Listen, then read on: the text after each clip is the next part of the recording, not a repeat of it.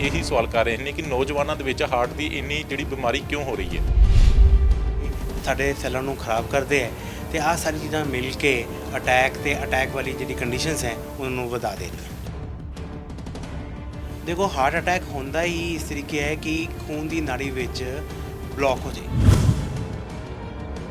ਕੱਲ ਪਰਸੋਂ ਦੀ ਇੱਕ ਵੀਡੀਓ ਹੋਰ ਵਾਇਰਲ ਹੋ ਰਹੀ ਹੈ ਕਿ ਇੱਕ ਨੌਜਵਾਨ ਜਿਹੜਾ ਉਹ ਜਿਮ ਲਗਾ ਕੇ ਬਾਹਰ ਨਿਕਲਦਾ, ਬਾਹਰ ਨਿਕਲਦਿਆਂ ਸਾਰ ਪੌੜੀਆਂ ਦੇ ਉੱਪਰ ਬੈਠਦਾ ਤਾਂ ਉਹਨੂੰ ਅਚਾਨਕ ਹਾਰਟ ਅਟੈਕ ਆਉਂਦਾ ਤਾਂ ਉੱਥੇ ਡਿੱਗ ਕੇ ਉਹਦੀ ਡੈਥ ਹੋ ਜਾਂਦੀ ਹੈ। ਇਹਦੇ ਤੋਂ ਬਚਣ ਦੇ ਲਈ ਵੱਡੇ ਤੌਰ ਤੇ ਤੁਹਾਨੂੰ ਕੀ ਲੱਗਦਾ ਕਿ ਕਿਹੜੀਆਂ ਚੀਜ਼ਾਂ ਦਾ ਖਿਆਲ ਰੱਖਣਾ ਚਾਹੀਦਾ? ਤੇ ਆਪਣਾ 40 ਸਾਲ ਦੀ ਉਮਰ ਤੋਂ ਬਾਅਦ ਹਰ 2 ਜਾਂ 3 ਸਾਲ ਦੇ ਅੰਦਰ ਆਪਣਾ ਕੋਲੇਸਟ੍ਰੋਲ ਜ਼ਰੂਰ ਚੈੱਕ ਕਰਾਉਂਦੇ ਰਹੋ। ਅੱਜਕੱਲ ਨੌਜਵਾਨਾਂ ਦੇ ਵਿੱਚ ਹਾਰਟ ਦੀ ਬਿਮਾਰੀ ਨੂੰ ਲੈ ਕੇ ਬੜੀ ਚਿੰਤਾ ਬਣੀ ਹੋਈ ਹੈ ਕਿਉਂਕਿ ਪਿਛਲੇ ਸਮੇਂ ਤੋਂ ਬਹੁਤ ਸਾਰੇ ਕੇਸ ਅਜਿਹੇ ਆਏ ਨੇ ਜਿਹਦੇ ਵਿੱਚ ਨੌਜਵਾਨਾਂ ਦੀ ਹਾਰਟ ਅਟੈਕ ਦੇ ਨਾਲ ਮੌਤ ਹੋਈ ਹੈ।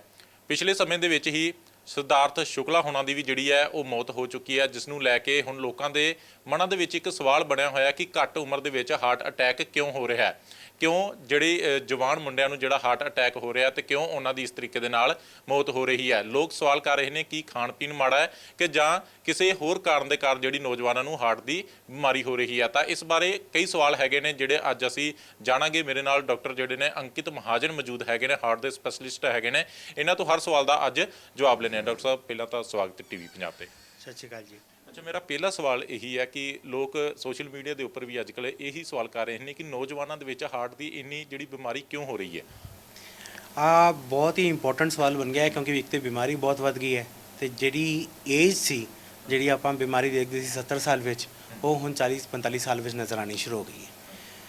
ਖਾਸ ਤੌਰ 'ਤੇ ਜਿਹੜਾ ਆਪਣਾ ਰਹਿਣ ਸਹਿਣ ਬਦਲ ਗਿਆ ਹੈ, ਜਿਹੜਾ ਆਪਣਾ ਸਟ੍ਰੈਸ ਲੈਵਲ ਵੱਧ ਗਿਆ ਹੈ, ਪੋਲਿਊਸ਼ਨ ਵੱਧ ਗਿਆ ਹੈ, ਆਪਣੇ ਖਾਣ ਪੀਣ ਵਿੱਚ ਤੇਲ ਘਿਓ ਮਸਾਲੇ ਵੱਧ ਗਏ, ਜਾਂ ਫਿਰ ਤੁਸੀਂ ਦੇਖੋ ਕਿ ਜਿਹੜੇ ਆਪਣੇ ਫਾਸਟ ਫੂਡ ਹੈ ਖਾਸ ਤੌਰ 'ਤੇ ਉਹ ਤੇਲ ਦੁਬਾਰਾ ਯੂਜ਼ ਹੁੰਦਾ ਹੈ। ਉਹ ਫਰਾਈਡ ਫੂਡ ਵਿੱਚ ਇਸ ਤਰੀਕੇ ਦੇ ਕੈਮੀਕਲ ਬਣਦੇ ਹੈ ਜਿਹੜੇ ਅੰਦਰ ਜਾ ਕੇ ਸਾਡੇ ਸੈੱਲਾਂ ਨੂੰ ਖਰਾਬ ਕਰਦੇ ਹੈ ਤੇ ਆਹ ਸਾਰੀ ਚੀਜ਼ਾਂ ਮਿਲ ਕੇ ਅਟੈਕ ਵਾਲੀ ਜਿਹੜੀ ਕੰਡੀਸ਼ਨਸ ਹੈ ਉਹਨਾਂ ਨੂੰ ਵਧਾ ਦੇ ਰਹੀਆਂ। ਅੱਛਾ, ਬਲੋਕੇਜ ਹੀ ਇੱਕ ਕਾਰਨ ਹੈਗਾ ਕਿ ਬਲੋਕੇਜ ਦੇ ਕਾਰਨ ਜਿਹੜੇ ਇਹ ਹਾਰਟ ਅਟੈਕ ਹੋ ਰਿਹਾ ਪੂਰਾ? ਦੇਖੋ ਹਾਰਟ ਅਟੈਕ ਹੁੰਦਾ ਹੀ ਇਸ ਤਰੀਕੇ ਹੈ ਕਿ ਖੂਨ ਦੀ ਨਾੜੀ ਵਿੱਚ ਬਲੌਕ ਹੋ ਜਾਏ ਨਾ। ਬਲੋਕੇਜ ਜਿਹੜੀ ਹੈ ਉਹ ਦੋ ਤਰੀਕੇ ਨਾਲ ਆ ਸਕਦੀ ਹੈ, ਜਾਂ ਤਾਂ ਹੌਲੇ ਕਰਕੇ ਉਹਦੇ ਵਿੱਚ ਮਵਾਦ ਭਰਦਾ ਜਾਏ ਤੇ ਇੱਕ ਟਾਈਮ ਤੇ ਆ ਕੇ ਉਹ ਬੰਦ ਹੋ ਜਾਏ, ਜਾਂ ਦੂਸਰਾ ਤਰੀਕਾ ਇਸ ਤਰੀਕੇ ਹੈ ਕਿ ਬੰਦੇ ਨੂੰ ਕੋਈ ਅਚਾਨਕ ਸਟ੍ਰੈਸ ਹੋਇਆ ਜਾਂ ਉਹਦਾ ਲਾਈਫ ਸਟਾਈਲ ਇਸ ਤਰੀਕੇ ਦਾ ਹੈ ਕਿ ਇੰਜਰੀ ਜਿਹਨੂੰ ਕਹਿੰਦੇ ਆ ਕਿ ਅੰਦਰ ਇੱਕ ਛੋਟੀ ਜਿਹੀ ਸੱਟ ਵੱਜੀ ਨਾੜੀ ਦੇ ਅੰਦਰ। ਹੁਣ ਬੋਡੀ ਨੇ ਹਰ ਇੱਕ ਚੀਜ਼ ਨੂੰ ਰਿਪੇਅਰ ਕਰਨ ਦੀ ਕੋਸ਼ਿਸ਼ ਕਰਨੀ ਹੈ, ਲੇਕਿਨ ਜਦੋਂ ਉਹ ਬੋਡੀ ਉਸ ਚੀਜ਼ ਨੂੰ ਰਿਪੇਅਰ ਕਰਦੀ ਹੈ ਤੇ ਉੱਥੇ ਸੈੱਲ ਇਕੱਠੇ ਹੁੰਦੇ ਹੈ, ਉਹਦੇ ਕਰਕੇ ਬਣਦਾ ਹੈ ਖੂਨ ਦਾ ਥੱਕਾ। ਜਦੋਂ ਖੂਨ ਦਾ ਥੱਕਾ ਪੂਰੀ ਨਾਲੀ ਨੂੰ ਭਰ ਦਿੰਦਾ ਹੈ ਤੇ ਖੂਨ ਅੱਗੇ ਜਾਂਦਾ ਨਹੀਂ ਤੇ ਹਾਰਟ ਦੀ ਮਸਲ ਮਰਦੀ ਹੈ, ਉਹਨੂੰ ਆਪਾਂ ਹਾਰਟ ਅਟੈਕ ਕਹਿੰਦੇ ਹਾਂ। ਅੱਛਾ ਡਾਕਟਰ ਸਾਹਿਬ, ਇਹ ਵੀ ਸਵਾਲ ਬਹੁਤ ਹੁੰਦੇ ਨੇ। ਇੱਕ ਤਾਂ ਕਹਿੰਦੇ ਨੇ ਕਿ ਜਿਹੜੇ ਲੋਕ ਐਕਸਰਸਾਈਜ਼ ਨਹੀਂ ਕਰਦੇ ਜਾਂ ਖੂਨ ਦਾ ਸਰਕਲ ਉਹਨਾਂ ਦਾ ਸਹੀ ਨਹੀਂ ਚੱਲਦਾ, ਪਰ ਜਿਸ ਤਰੀਕੇ ਦੇ ਕੇਸ ਆ ਰਹੇ ਨੇ ਹਾਲ ਹੀ ਦੇ ਵਿੱਚ ਸਿਧਾਰਥ ਸ਼ੁਕਲਾ ਹੋਣਾ ਦਾ ਕੇਸ ਲੈ ਲਓ, ਕਹਿੰਦੇ ਨੇ ਕਿ ਬਿਲਕੁਲ ਫਿੱਟ ਫਾਟ ਸੀਗੇ, ਉਹਨਾਂ ਨੂੰ ਫਿਟਨੈਸ ਦੇ ਲਈ ਕਈ ਅਵਾਰਡ ਵੀ ਮਿਲੇ।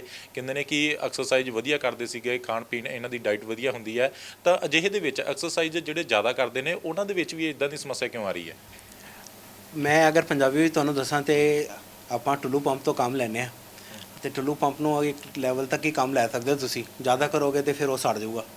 ਤੇ ਸੇਮ ਚੀਜ਼ ਹੈ ਕਿ ਅਗਰ ਆਪਾਂ ਇੱਕ ਹੈਲਦੀ ਐਕਸਰਸਾਈਜ਼ ਕਰਦੇ ਹਾਂ ਉਹ ਬੋਡੀ ਲਈ ਬਹੁਤ ਵਧੀਆ ਹੈ, ਲੇਕਿਨ ਜਦੋਂ ਐਕਸਰਸਾਈਜ਼ ਫਰੀਕ ਬਣ ਜਾਂਦੇ ਆਪਾਂ ਤੇ ਉਹ ਵੀ ਹਾਰਟ ਦੀ ਨਸਾਂ ਨੂੰ ਡੈਮੇਜ ਕਰਦਾ ਹੈ, ਕਿਉਂਕਿ ਤੁਸੀਂ ਜਦੋਂ ਐਕਸਰਸਾਈਜ਼ ਕਰਦੇ ਹੋ ਹਾਰਟ ਦੇ ਉੱਪਰ ਪ੍ਰੈਸ਼ਰ ਆਉਂਦਾ ਤੇ ਇੱਕ ਗਿਵਨ ਪ੍ਰੈਸ਼ਰ ਤੋਂ ਜ਼ਿਆਦਾ ਦਿੱਕਤ ਹੁੰਦੀ ਹੈ। ਜਿਹੜੇ ਲੋਕ ਰਿਸੋਰਸਿਸ ਯੂਜ਼ ਕਰਦੇ ਆ ਸਪੈਸ਼ਲੀ ਜਿਵੇਂ ਸਟੀਰੋਇਡ ਹੋ ਗਿਆ ਜਾਂ ਕੁਝ ਪ੍ਰੋਟੀਨ ਪਾਊਡਰਸ ਇਸ ਤਰੀਕੇ ਦੇ ਹੈ, ਉਹ ਵੀ ਆਪਣੇ ਲਈ ਖਤਰਨਾਕ ਹੈ ਕਿਉਂਕਿ ਉਹ ਦੋ ਤਰੀਕੇ ਨਾਲ ਕੰਮ ਕਰ ਸਕਦੇ ਹੈ। ਇੱਕ ਕਿ ਹਾਰਟ ਦੀ ਨਾੜੀਆਂ ਵਿੱਚ ਬਲੋਕੇਜ ਕਰਨ ਤੇ ਦੂਜਾ ਕਈ ਵਾਰੀ ਦੇ ਹਾਰਟ ਦੀ ਜਿਹੜੀ ਮਸਲ ਹੈ ਉਹ ਉਹਨੂੰ ਇੰਨਾ ਵੀਕ ਕਰ ਦਿੰਦੇ ਹੈ ਕਿ ਪੇਸ਼ੈਂਟ ਹਾਰਟ ਵੀਕਨੈਸ ਕਰਕੇ ਮਰ ਜਾਂਦਾ ਹੈ। ਅੱਛਾ, ਇੱਕ ਕੱਲ ਪਰਸੋਂ ਦੀ ਇੱਕ ਵੀਡੀਓ ਹੋਰ ਵਾਇਰਲ ਹੋ ਰਹੀ ਹੈ ਕਿ ਇੱਕ ਨੌਜਵਾਨ ਜਿਹੜਾ ਉਹ ਜਿਮ ਲਗਾ ਕੇ ਬਾਹਰ ਨਿਕਲਦਾ, ਬਾਹਰ ਨਿਕਲਦਿਆਂ ਸਾਰ ਪੌੜੀਆਂ ਦੇ ਉੱਪਰ ਬੈਠਦਾ ਤਾਂ ਉਹਨੂੰ ਅਚਾਨਕ ਹਾਰਟ ਅਟੈਕ ਆਉਂਦਾ ਤਾਂ ਉੱਥੇ ਡਿੱਗ ਕੇ ਉਹਦੀ ਡੈਥ ਹੋ ਜਾਂਦੀ ਹੈ। ਦੇਖੋ ਇਹਨੂੰ ਹਾਰਟ ਅਟੈਕ ਕਹਿਣਾ ਮੇਰੇ ਹਿਸਾਬ ਨਾਲ ਜਾਇਜ਼ ਨਹੀਂ ਹੈ, ਹਾਲਾਂਕਿ ਕੇਸ ਨੂੰ ਹੋਰ ਸਟੱਡੀ ਕਰਨਾ ਚਾਹੀਦਾ ਹੈ। ਹਾਰਟ ਅਟੈਕ ਆਪਾਂ ਸਿਰਫ ਤਾਂ ਹੀ ਕਹਿੰਦੇ ਹਾਂ ਜਦੋਂ ਖੂਨ ਦੀ ਨਾੜੀ ਜਿਹੜੀ ਹੈ ਉਹ ਬੰਦ ਹੋ ਜਾਏ, ਚਾਹੇ ਉਹ ਬਲੋਕੇਜ ਨਾਲ ਬੰਦ ਹੋਏ ਚਾਹੇ ਉਹ ਖੂਨ ਦਾ ਥੱਕਾ ਬੰਦਨ ਨਾਲ ਬੰਦ ਹੋਏ। ਲੇਕਿਨ ਜਿਹੜੇ ਆਪਣੇ ਯੰਗ ਬੰਦੇ ਹੈ ਕਈ ਵਾਰੀ ਉਹਨਾਂ ਨੂੰ ਅਟੈਕ ਨਹੀਂ ਆਉਂਦਾ, ਉਹਨਾਂ ਵਿੱਚ ਧੜਕਣ ਵੱਧਦੀ ਹੈ ਤੇ ਇੱਕ ਖਾਸ ਤਰੀਕੇ ਦੀ ਸਰਕਟ ਹੁੰਦੀ ਜਿਹਨੂੰ ਵੈਂਟੀਕੂਲਰ ਟੈਕੀਕਾਰਡੀਆ ਜਾਂ ਵੈਂਟੀਕੂਲਰ ਫਿਬਰਿਲੇਸ਼ਨ ਕਹਿੰਦੇ। ਇਹਦੇ ਵਿੱਚ ਧੜਕਣ 200-300 ਤੱਕ ਚੱਲ ਜਾਂਦੀ ਹੈ। ਹੁਣ ਹਾਰਟ ਇੰਨਾ ਤੇਜ਼ੀ ਨਾਲ ਧੜਕ ਰਿਹਾ ਹੈ ਕਿ ਉਹਦੇ ਵਿੱਚ ਖੂਨ ਹੀ ਨਹੀਂ ਭਰ ਰਿਹਾ। ਜਦੋਂ ਉਹਦੇ ਵਿੱਚ ਖੂਨ ਨਹੀਂ ਭਰੇਗਾ ਤੇ ਉਹ ਖੂਨ ਸੁੱਟੇਗਾ ਵੀ ਨਹੀਂ ਬਾਹਰ, ਨਾ ਬੋਡੀ ਨੂੰ ਬ੍ਰੇਨ ਨੂੰ ਖੂਨ ਜਾਏਗਾ, ਨਾ ਹਾਰਟ ਨੂੰ ਖੂਨ ਜਾਏਗਾ। ਤੇ ਉਸ ਕੇਸ ਵਿੱਚ ਕਿਉਂਕਿ ਖੂਨ ਨਹੀਂ ਜਾਂਦਾ, ਅਚਾਨਕ ਸਡਨ ਅਰੈਸਟ ਹੋ ਜਾਂਦਾ ਹੈ ਤੇ ਉਹਨੂੰ ਕਹਿੰਦੇ ਆ ਕਾਰਡੀਅਕ ਅਰੈਸਟ, ਉਹਨੂੰ ਹਾਰਟ ਅਟੈਕ ਨਹੀਂ ਕਹਿੰਦੇ। ਅੱਛਾ ਜੀ, ਜਿਹੜਾ ਹਾਰਟ ਅਟੈਕ ਹੈ ਡਾਕਟਰ ਸਾਹਿਬ, ਕੀ ਮੇਜਰ ਵੱਡੇ ਕਾਰਨ ਇਹਦੇ ਇਹੀ ਨੇ ਕਿ ਸਟ੍ਰੈਸ ਹੈ ਜਾਂ ਖਾਣ ਪੀਣ ਸਹੀ ਨਹੀਂ ਹੈਗਾ ਤੇ ਜਾਂ ਪੋਲਿਊਸ਼ਨ ਹੈ? ਆਪਾਂ ਇਸ ਕਰਕੇ ਸੋਚੀਏ ਕਿ ਇਹਦੇ ਦੋ ਤਰੀਕੇ ਦੇ ਫੈਕਟਰ ਹੈ, ਮੋਡੀਫਾਈਬਲ ਤੇ ਨਾਨ ਮੋਡੀਫਾਈਬਲ। ਤੇ ਨਾਨ ਮੋਡੀਫਾਈਬਲ ਫੈਕਟਰ ਹੈ ਕਿ ਜਿਵੇਂ ਤੁਹਾਡੀ ਏਜ ਵਧੇਗੀ ਕਿਸੇ ਦੀ ਵੀ, ਉਹਦੇ ਵਿੱਚ ਹਾਰਟ ਅਟੈਕ ਆਉਣ ਦੇ ਚਾਂਸਸ ਵਧਣਾ ਹੀ ਹੈ। ਕਿਸੇ ਪੇਸ਼ੈਂਟ ਜਿਹੜਾ ਹੈ ਜਿਹਦੀ ਫੈਮਿਲੀ ਹਿਸਟਰੀ ਹੈ, ਉਹਦੇ ਵਿੱਚ ਹਾਰਟ ਅਟੈਕ ਦੇ ਆਉਣ ਦੇ ਚਾਂਸਸ ਵਧਣਾ ਹੀ ਹੈ। ਠੀਕ ਹੈ, ਮੇਲ ਜਿਹੜੇ ਹੈ ਆਦਮੀ ਹੈ, ਉਹਦੇ ਵਿੱਚ ਔਰਤਾਂ ਤੋਂ ਮੁਕਾਬਲੇ ਹਾਰਟ ਅਟੈਕ ਹੋਣ ਦੇ ਚਾਂਸਸ ਜ਼ਿਆਦਾ ਹੁੰਦੇ ਹੈ। ਹੁਣ ਤੁਸੀਂ ਇਸ ਚੀਜ਼ ਨੂੰ ਬਦਲ ਨਹੀਂ ਸਕਦੇ, ਲੇਕਿਨ ਜਿਹੜੇ ਬਦਲਣ ਵਾਲੇ ਕਾਰਨ ਹੈ, ਜਿਵੇਂ ਆਪਣਾ ਖਾਣ ਪੀਣ ਹੈ, ਸਮੋਕਿੰਗ ਨਹੀਂ ਕਰਨਾ ਹੈ ਜਾਂ ਕਰਨਾ ਹੈ, ਤੇ ਡਰੱਗਸ ਦਾ ਯੂਜ਼ ਹੈ, ਪੋਲਿਊਸ਼ਨ ਹੈ, ਬਾਰ-ਬਾਰ ਅੱਛਾ ਇਕੱਲਾਪਨ ਹੈ ਜਿਹੜਾ, ਉਹ ਵੀ ਇੱਕ ਇੰਪੋਰਟੈਂਟ ਫੈਕਟਰ ਹੈ। ਜਦੋਂ ਤੁਸੀਂ ਫੈਮਿਲੀ ਵਿੱਚ ਨਹੀਂ ਰਹਿੰਦੇ, ਇਕੱਲੇ ਹੋ, ਤੁਹਾਨੂੰ ਆਪਣੇ ਲਾਈਫ ਵਿੱਚ ਸੈਟੀਸਫੈਕਸ਼ਨ ਨਹੀਂ ਹੈ, ਉਹ ਜਿਹੜਾ ਸਟ੍ਰੈਸ ਹੈ, ਡੈਡਲਾਈਨ ਅਚੀਵ ਕਰਨ ਦਾ ਸਟ੍ਰੈਸ ਹੈ, ਉਹ ਵੀ ਹਾਰਟ ਅਟੈਕ ਨੂੰ ਕਰਦਾ ਹੈ, ਕੰਪਨਸੇਟ ਕਰਦਾ ਹੈ। ਅੱਛਾ, ਜੇਕਰ ਇਹ ਚੀਜ਼ਾਂ ਤੋਂ ਪਰਹੇਜ਼ ਰੱਖਣਾ ਜਾਂ ਇਹਨਾਂ ਚੀਜ਼ਾਂ ਤੋਂ ਬਚਣਾ, ਇੱਕ ਸਵਾਲ ਇੰਪੋਰਟੈਂਟ ਇਹ ਵੀ ਰਹਿੰਦਾ, ਜਿੱਦਾਂ ਤੁਸੀਂ ਗੱਲ ਕੀਤੀ ਕਿ ਜਿੱਦਾਂ ਫੈਮਿਲੀ ਬੈਕਗਰਾਊਂਡ ਦੇ ਵਿੱਚ ਕਿਸੇ ਨੂੰ ਹਾਰਟ ਦੀ ਸਮੱਸਿਆ ਹੈਗੀ ਤਾਂ ਉਹਨੂੰ ਵਾਕਿਆ ਲੱਗਦਾ ਕਿ ਘੱਟ ਏਜ ਦੇ ਵਿੱਚ ਹੀ ਆਪਣਾ ਜਿਹੜਾ ਉਹ ਟੈਸਟ ਵਗੈਰਾ ਜਾਂ ਇਹ ਪ੍ਰੀਕਾਸ਼ਨ ਲੈਣੇ ਸ਼ੁਰੂ ਕਰ ਦੇਣੇ ਚਾਹੀਦੇ ਨੇ। ਤੁਹਾਡੀ ਗੱਲ ਬਿਲਕੁਲ ਠੀਕ ਹੈ।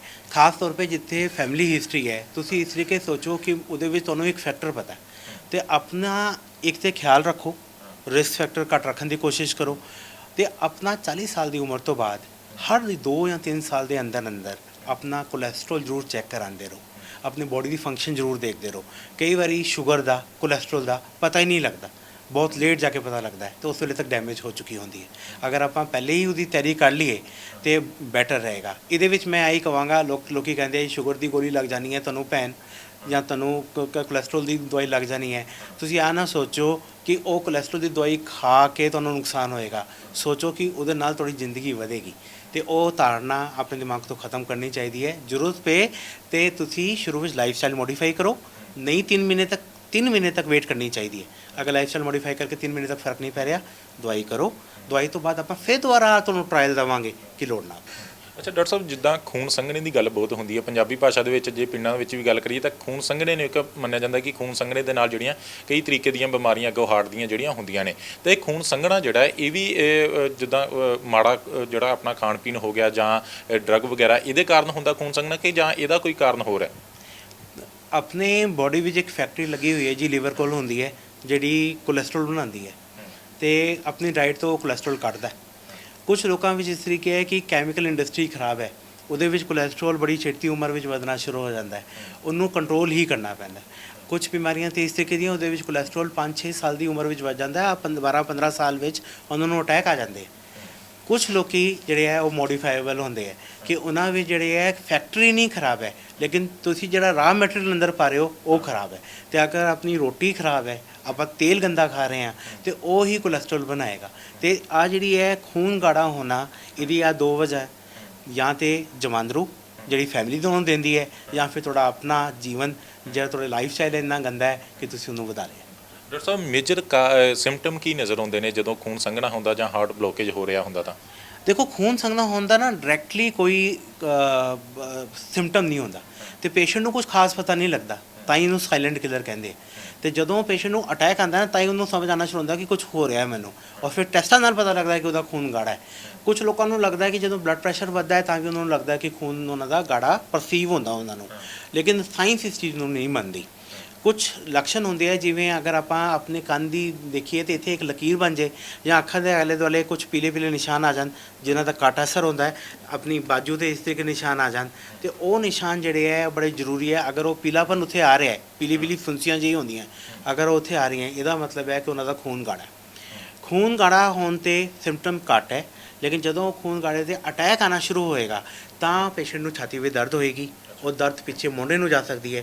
ਆਪਾਂ ਇੱਕ ਫਾਰਮੂਲਾ ਰੱਖੀਏ ਕਿ ਆਪਣੇ ਜਬੜੇ ਤੋਂ ਲੈ ਕੇ ਆਪਣੀ ਨਾਭੀ ਤੱਕ ਜਦੋਂ ਦਰਦ ਹੁੰਦੀ ਹੈ, ਉਹਦੇ ਵਿੱਚ ਹਾਰਟ ਅਟੈਕ ਹੋ ਸਕਦਾ ਹੈ, ਬਾਕੀ ਚੀਜ਼ਾਂ ਵਿੱਚ ਅਟੈਕ ਦੇ ਚਾਂਸਸ ਘੱਟ ਹੁੰਦੇ। ਅੱਛਾ, ਇਹ ਖੂਨ ਗਾੜੇ ਨੂੰ ਲੈ ਕੇ ਇੱਕ ਧਾਰਨਾ ਵੀ ਬਣੀ ਹੋਈ ਹੈ ਕਿ ਅਫੀਮ ਖਾਣ ਦੇ ਨਾਲ ਜਿਹੜਾ ਖੂਨ ਪਤਲਾ ਹੋ ਜਾਂਦਾ ਹੈ, ਇਹਦੇ ਵਿੱਚ ਇਹ ਸੱਚਾਈ ਦੱਸੋ ਕਿ ਇਹਦੇ ਵਿੱਚ ਵਾਕਈ ਗੱਲ ਠੀਕ ਹੈਗੀ ਹੈ? ਰਿਸਰਚ ਸਾਇੰਸ ਇਸ ਚੀਜ਼ ਨੂੰ ਨਹੀਂ ਮੰਨਦੀ। ਜਿਹੜੀ ਅਫੀਮ ਹੈ ਉਹਦਾ ਸਿਰਫ ਇੱਕ ਪਰਪਸ ਹੈ ਕਿ ਆਪਾਂ ਜਿਸ ਤਰੀਕੇ ਹਸਪੀਟਲ ਵਿੱਚ ਆ ਕੇ ਅਟੈਕ ਵਾਲੇ ਪੇਸ਼ੈਂਟ ਨੂੰ ਮੋਰਫਿਨ ਦਿੰਦੇ ਹਾਂ, ਅਤੇ ਮੋਰਫਿਨ ਜਿਹੜਾ ਅਫੀਮ ਦਾ ਰਿਫਾਈਨਡ ਫਾਰਮ ਹੈ, ਉਹਦਾ ਪਰਪਸ ਹੈ ਸਿਰਫ ਪੇਨ ਨੂੰ ਘਟਾਉਣਾ, ਕਿ ਪੇਸ਼ੈਂਟ ਨੂੰ ਇੰਨੀ ਜ਼ਿਆਦਾ ਤਕਲੀਫ ਹੋ ਰਹੀ ਹੈ ਉਹ ਘਟ ਜਾਏ। ਬਾਕੀ ਉਹ ਇਲਾਜ ਉਹਦਾ ਅਲੱਗ ਚੱਲ ਰਿਹਾ ਪੇਸ਼ੈਂਟ ਦਾ, ਉਹ ਸਿਰਫ ਦਰਦ ਲਈ। ਤੇ ਤੁਸੀਂ ਜਦੋਂ ਕੋਈ ਪੇਸ਼ੈਂਟ ਇਸ ਤਰੀਕੇ ਅਫੀਮ ਖਾ ਲੈਂਦਾ, ਉਹਦਾ ਖੂਨ ਪਤਲਾ ਨਹੀਂ ਹੁੰਦਾ, ਉਹਦੀ ਦਰਦ ਘਟ ਜਾਂਦੀ ਹੈ, ਉਹ ਪੇਸ਼ੈਂਟ ਦੇ ਹਾਰਟ ਅਟੈਕ ਦਾ ਟ੍ਰੀਟਮੈਂਟ ਨਹੀਂ ਹੈ। ਹਾਰਟ ਅਟੈਕ ਦਾ ਟ੍ਰੀਟਮੈਂਟ ਅਲੱਗ ਹੈ, ਉਹ ਸਿਰਫ ਪੇਨ ਕਿਲਰ ਹੈ। ਅਗਰ ਪੇਨ ਕਿਲਰ ਹੋ ਜਾਏਗੀ ਤਾਂ ਪੇਸ਼ੈਂਟ ਨੂੰ ਪਹੁੰਚਣ ਦਾ ਟਾਈਮ ਮਿਲ ਜਾਏਗਾ। That is the only reason. ਯਾਨੀ ਕਿ ਸਿਰਫ ਪੇਨ ਜਿਹੜੀ ਆ ਉਹ ਘੱਟ ਹੁੰਦੀ ਹੈ, ਨਾ ਕਿ ਖੂਨ ਦਾ ਸਰਕਲ ਤੇਜ਼ ਹੁੰਦਾ। ਬਿਲਕੁਲ, ਆ ਧਾਰਨਾ ਸਾਨੂੰ ਖਤਮ ਕਰਨੀ ਚਾਹੀਦੀ ਹੈ ਕਿ ਡੋਡੇ ਨਾ ਵਧਾਓ, ਡੋਡੇ ਘੱਟ ਰੱਖੋ। ਅੱਛਾ ਡਾਕਟਰ ਸਾਹਿਬ, ਇੱਕ ਲਾਸਟ ਸਵਾਲ ਮੈਂ ਲਵਾਂਗਾ, ਇਹਦੇ ਤੋਂ ਬਚਣ ਦੇ ਲਈ ਵੱਡੇ ਤੌਰ ਤੇ ਤੁਹਾਨੂੰ ਕੀ ਲੱਗਦਾ ਕਿ ਕਿਹੜੀਆਂ ਚੀਜ਼ਾਂ ਦਾ ਖਿਆਲ ਰੱਖਣਾ ਚਾਹੀਦਾ? ਮੈਨੂੰ ਲੱਗਦਾ ਹੈ ਕਿ ਅੱਜ ਦੀ ਪੀੜ੍ਹੀ ਵਿੱਚ ਇੱਕ ਤਾਂ ਸਟ੍ਰੈਸ ਬਹੁਤ ਜ਼ਿਆਦਾ ਹੋ ਗਿਆ ਹੈ, ਲੋਕਾਂ ਦੇ ਵਜ਼ਨ ਵੀ ਵੱਧ ਰਹੇ ਹੈ, ਲੇਕਿਨ ਐਟ ਦਾ ਸੇਮ ਟਾਈਮ ਜਿਹੜੀ ਆਪਣੀ ਐਕਸਰਸਾਈਜ਼ ਫਰੀਕ ਬਣ ਰਹੇ ਹੈ ਕਿ ਆਪਾਂ ਬਿਲਕੁਲ ਹੀ ਵਜ਼ਨ ਘੱਟ ਰੱਖਣਾ, ਉਹਦੇ ਲਈ ਲੋਕੀ ਕਈ ਤਰ੍ਹਾਂ ਦੇ ਪ੍ਰੋਡਕਟਸ ਯੂਜ਼ ਕਰਦੇ ਹੈ, ਉਹ ਵੀ ਖਤਰਨਾਕ ਹੈ। ਸਮੋਕਿੰਗ ਜਿਹੜੀ ਔਰਤਾਂ ਵਿੱਚ ਵੀ ਵੱਧ ਰਹੀ ਹੈ, ਕੁੜੀਆਂ ਵਿੱਚ ਵੱਧ ਰਹੀ ਹੈ, ਆਦਮੀਆਂ ਵਿੱਚ ਤੇ ਵਧ ਹੀ ਰਹੀ ਹੈ, ਤੇ ਉਹ ਅਗਰ ਬੰਦ ਹੋ ਸਕੇ ਜਾਂ ਘਟਾ ਸਕੀਏ ਤਾਂ ਇੱਕ ਇੰਪੋਰਟੈਂਟ ਕੰਮ ਹੈ। ਜਿਹੜਾ ਐਲਕੋਹਲ ਹੈ ਉਹ ਵੀ ਵੈਸੇ ਹਾਰਟ ਲਈ ਠੀਕ ਨਹੀਂ ਹੈ, ਲੇਕਿਨ ਐਲਕੋਹਲ ਦੇ ਨਾਲ ਜਿਹੜੀ ਡਾਈਟ ਹੈ ਉਹਦਾ ਧਿਆਨ ਰੱਖਣਾ ਚਾਹੀਦਾ ਕਿ ਕੋਲੈਸਟਰੋਲ ਤੇ ਉਸ ਚੀਜ਼ ਨਾਲ ਵੱਧ ਰਿਹਾ ਹੈ। ਐਲਕੋਹਲ ਕੋਲੈਸਟਰੋਲ ਨੂੰ ਆਪਣੇ ਆਪ ਨੂੰ ਵੀ ਵਧਾਉਂਦਾ ਹੈ, ਤੇ ਅਗਰ ਆਪਾਂ ਥੋੜ੍ਹਾ ਜਿਹਾ ਆ ਕਰੀਏ ਤੇ ਆਪਣੀ ਜ਼ਿੰਦਗੀ ਵਿੱਚ ਜਿਹੜਾ ਇਕੱਲਾਪਨ ਹੈ ਉਹ ਘਟਾਓ, ਆਪਣੀ ਫੈਮਿਲੀ ਨਾਲ ਜੁੜੋ। ਜਿਹੜੀ ਆਪਣੇ ਚਾਚੇ ਤਾਏ ਮਾਮੇ ਹੈ, ਉਹਨਾਂ ਦੇ ਬੱਚੇ ਹੈ, ਉਹ ਤੁਹਾਨੂੰ ਇੱਕ ਸਪੋਰਟ ਸਿਸਟਮ ਦਿੰਦੇ ਹੈ। ਤੇ ਆਪਾਂ ਜਦੋਂ ਆਹ ਕਰਦੇ ਹਾਂ ਤੇ ਆਪਾਂ ਡਰੱਗਸ ਤੋਂ ਵੀ ਦੂਰ ਜਾਂਦੇ ਹਾਂ, ਐਲਕੋਹਲ ਤੋਂ ਵੀ ਦੂਰ ਜਾਂਦੇ ਹਾਂ, ਖਾਣ ਪਾਨ ਵੀ ਵਧੀਆ ਹੋ ਜਾਂਦਾ ਹੈ, ਤੇ ਰਿਸਕ ਫੈਕਟਰ ਜਿਹੜਾ ਸਟ੍ਰੈਸ ਦਾ ਘਟਦਾ ਹੈ ਤੇ ਉਹ ਹਮੇਸ਼ਾ ਫਾਇਦੇਮੰਦ ਹੈ। ਆਪਾਂ ਕਰ ਲਈਏ, ਪੰਜਾਬ ਪੁਰਾਣੇ ਵਰਗਾ ਹੋ ਜਾਣਾ ਹੈ, ਜਿਹਦੇ ਵਿੱਚ ਰਿਸਕ ਜਿਹੜੇ ਆ ਉਹ ਸਿਰਫ ਸ਼ਹਿਰਾਂ ਵਿੱਚ ਰਹਿ ਜਾਣਗੇ ਤੇ ਬਾਕੀ ਆਪਣਾ ਇੰਪਰੂਵਮੈਂਟ ਹੋ ਜਾਊ। ਪਰ ਡਾਕਟਰ ਸਾਹਿਬ, ਜਿੱਦਾਂ ਖਾਣ ਪੀਣ ਦੀ ਗੱਲ ਕੀਤੀ ਕਿ ਪਹਿਲਾਂ ਤਾਂ ਖਾਣ ਪੀਣ ਵਧੀਆ ਸੀ, ਪਰ ਜਿਸ ਤਰੀਕੇ ਦੇ ਹੁਣ ਪ੍ਰੋਡਕਟ ਆ ਰਹੇ ਨੇ ਜਾਂ ਜਿਸ ਤਰੀਕੇ ਦਾ ਖਾਣ ਪੀਣ ਹੋ ਗਿਆ, ਜਿੱਦਾਂ ਫਾਸਟ ਫੂਡ ਹੋ ਗਏ ਨੇ, ਤੇ ਇਹਦੇ ਨਾਲ ਮੈਨੂੰ ਲੱਗਦਾ ਕਿ ਗਾਂਹ ਜਾ ਕੇ ਹੋਰ ਜ਼ਿਆਦਾ ਵਧੇਗਾ ਇਹ ਬਿਮਾਰੀ ਤਾਂ। ਤੁਹਾਡੀ ਗੱਲ ਬਿਲਕੁਲ ਠੀਕ ਹੈ। ਤੇ ਫਾਸਟ ਫੂਡ ਜੁਆਇੰਟਸ ਹੁਣ ਪਹਿਲੇ ਤੇ ਚਲੋ ਸ਼ਹਿਰਾਂ ਵਿੱਚ ਮਿਲਦੇ ਸੀ, ਹੁਣ 버ਗਰ ਵਾਲਾ ਤੁਹਾਨੂੰ ਛੋਟੇ ਵਾਲੇ ਪਿੰਡ ਵਿੱਚ ਵੀ ਲੱਭ ਜਾਊਗਾ। ਤੇ ਆ ਜਿਹੜੀ ਚੀਜ਼ਾਂ ਹੈ ਜਿੰਨੀ ਘਟਾ ਸਕੀਏ, ਤੇ ਬਾਕੀ ਆਪਣੇ ਬੱਚੇ ਨੂੰ ਐਕਸਪੋਜ਼ ਹੋ ਰਹੇ ਹੈ ਤੇ ਉਹਨਾਂ ਲਈ ਹੁਣ ਨਾਰਮਲ ਹੁੰਦਾ ਜਾ ਰਿਹਾ। ਜਿਹੜੀ ਆਪਣੇ ਲਈ ਹੁੰਦਾ ਸੀ ਕਿ ਚਾਹੇ ਸ਼ਾਇਦ 2 ਹਫ਼ਤੇ ਵਿੱਚ ਸਾਨੂੰ ਇੱਕ ਵਾਰੀ ਕੁਝ ਮਿਲ ਜਾਊਗਾ, ਤੇ ਉਹ ਵੀ ਆਪਣੀ ਮਦਰ ਜਿਹੜੀ ਸੀ ਘਰ ਵਿੱਚ ਬਣਾ ਦਿੰਦੀ ਸੀ ਕਿ ਆ ਲੈ ਬੰਨ ਤੇ ਆਪ ਪਾਈ ਟਿੱਕੀ ਤੇ ਖਾ ਲੈ। ਤੇ ਹੁਣ ਕਿਉਂਕਿ ਬੱਚੇ ਐਕਸਪੋਜ਼ ਇੰਨੇ ਹੋ ਗਏ ਹੈ, ਉਹਨਾਂ ਨੂੰ ਆਦਤ ਪੈ ਰਹੀ ਹੈ, ਅਗਰ ਉਹ ਆਦਤ ਆਪਾਂ ਘੱਟ ਕਰੀਏ ਤੇ ਐਟਲੀਸਟ ਆਪਾਂ ਆਉਣ ਵਾਲੀ ਪੀੜ੍ਹੀ ਨੂੰ ਬਚਾ ਪਾਵਾਂਗੇ। ਧੰਨਵਾਦ ਡਾਕਟਰ ਸਾਹਿਬ ਸਮਾਂ ਦੇਣ ਦੇ ਲਈ। ਸੋ ਇਹ ਡਾਕਟਰ ਅੰਕਿਤ ਮਹਾਜਨ ਹੋਣੇ ਨੇ, ਹਾਰਟ ਦੇ ਸਪੈਸ਼ਲਿਸਟ ਨੇ, ਜਿਨ੍ਹਾਂ ਨੇ ਵਿਸਥਾਰ ਦੇ ਨਾਲ ਦੱਸਿਆ ਕਿ ਕਿਉਂ ਜਿਹੜੀਆਂ ਨੌਜਵਾਨਾਂ ਦੇ ਵਿੱਚ ਇਹੋ ਜਿਹੀਆਂ ਬਿਮਾਰੀਆਂ ਹੋ ਰਹੀਆਂ ਨੇ, ਕਿਉਂ ਹਾਰਟ ਅਟੈਕ ਆ ਰਹੇ ਨੇ। ਤਾਂ ਮੇਜਰ ਜਿਹੜਾ ਕਾਰਨ ਹੈਗਾ ਉਹ ਸਟ੍ਰੈਸ ਨੂੰ ਦੱਸਿਆ ਗਿਆ। ਸਟ੍ਰੈਸ ਹੈਗੀ ਆ ਜਾਂ ਖਾਣ ਪੀਣ ਜਿਹੜਾ ਮਾੜਾ ਹੋ ਗਿਆ, ਉਹਦੇ ਕਾਰਨ ਜਿਹੜੀ ਹੈ ਇਹ ਬਿਮਾਰੀਆਂ ਲਗਾਤਾਰ ਵੱਧ ਰਹੀਆਂ। ਤੇ ਸੋ ਸੁਚੇਤ ਰਹਿਣ ਦੀ ਲੋੜ ਹੈ, ਨੌਜਵਾਨਾਂ ਨੂੰ ਐਕਸਰਸਾਈਜ਼ ਕਰਨੀ ਚਾਹੀਦੀ ਹੈ ਤੇ ਵਧੀਆ ਡਾਈਟ ਰੱਖਣੀ ਚਾਹੀਦੀ ਹੈ, ਤਾਂ ਹੀ ਇਹੋ ਜਿਹੀਆਂ ਬਿਮਾਰੀਆਂ ਤੋਂ ਬਚਿਆ ਜਾ ਸਕਦਾ ਹੈ। ਕੈਮਰਾਮੈਨ ਰਵਿੰਦਰ ਕੁਮਾਰ ਦੇ ਨਾਲ ਮਨਪ੍ਰੀਤ ਸਿੰਘ ਕਾਲੋਂ, ਟੀਵੀ ਪੰਜਾਬ, ਜਲੰਧਰ। ਸਤਿ ਸ਼੍ਰੀ ਅਕਾਲ ਜੀ, ਮੈਂ ਨਿਰਮਲ ਮਾਨ ਊੜਾ ਟੈਕਸ ਸੈਟਲਮੈਂਟ ਤੋਂ। ਇਹ ਤੁਸੀਂ ਵੀਡੀਓ ਦੇਖ ਰਹੇ ਸੀ ਟੀਵੀ ਪੰਜਾਬ ਦੇ ਉੱਤੇ। ਇਹੋ ਜਿਹੇ ਹੋਰ ਜਾਣਕਾਰੀ ਭਰਪੂਰ ਵੀਡੀਓ ਦੇਖਣ ਵਾਸਤੇ ਟੀਵੀ ਪੰਜਾਬ ਦੇ ਚੈਨਲ ਨੂੰ ਸਬਸਕ੍ਰਾਈਬ ਕਰੋ ਤੇ ਨਾਲ ਹੇਠ ਦਿੱਤੇ ਹੋਏ ਬੈਲ ਆਈਕਨ ਦੇ ਬਟਨ ਦਬਾਓ। ਸਤਿ ਸ਼੍ਰੀ ਅਕਾਲ।